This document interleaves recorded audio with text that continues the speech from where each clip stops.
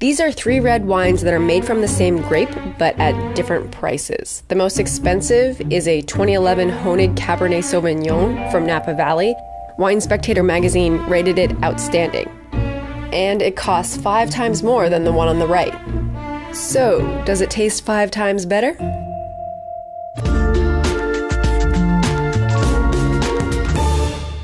Vox staffers tasted and rated each of the wines, and almost half of them correctly identified the most expensive one, but that's not because they liked it more. Very nuanced, complex, didn't enjoy it. Their average ratings for the cheapest and the most expensive wine, they were actually the same. I'm glad I have cheap taste. It's gonna make my life really easy. And this is consistent with a 2008 study that compiled 6,000 blind tastings in the United States. It found that unless they had undergone wine training, people didn't actually prefer the taste of the expensive wines. In fact, they enjoyed them slightly less. Yeah, that's really not very pleasant. There seems to be something about wine that can make us feel a bit lost. Kind of sort of an oaky afterbirth. And that's probably why a single movie can move the whole wine market. That's tasty.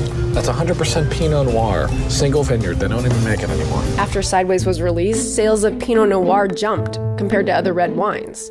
And sales of Merlot? I am not drinking any Merlot! They slowed down. But who decides what good wine is? There are professional judges that give medals at competitions, but they're really inconsistent. One statistician showed that most wines that received the highest score in one competition also got the lowest score in another. This is the distribution of gold medals that you would expect if they were awarded by random chance. It looks a lot like the actual distribution of gold medals in US wine competitions. That suggests that judges often disagree with each other, but it gets worse. They often disagree with themselves. When surreptitiously given the same wine 3 times, only 1 in 10 of the judges at the California State Fair wine competition consistently awarded it the same medal. Wine ratings published in magazines can be all over the map too. Here's how 2 top critics described the same wine in 2004. A brilliant effort. Completely unappetizing. The wine of sublime richness. Overripe aromas. Remarkable freshness and definition. More reminiscent of a late harvest Zinfandel than a red Bordeaux.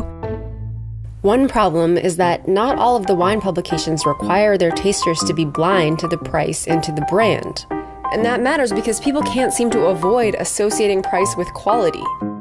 One experiment in Australia showed that people rated the same wine higher when they thought it was $53 rather than $16 or $6. But get this, the experimenters had actually made that wine objectively worse by adding tartaric acid.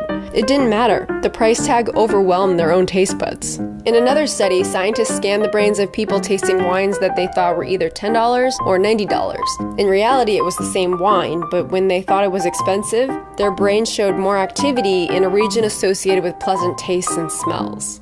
So, the expensive wines may actually taste better after all, as long as you know that they're expensive. Whatever. But you can feel free to finish it if you want. I'll take the expensive one.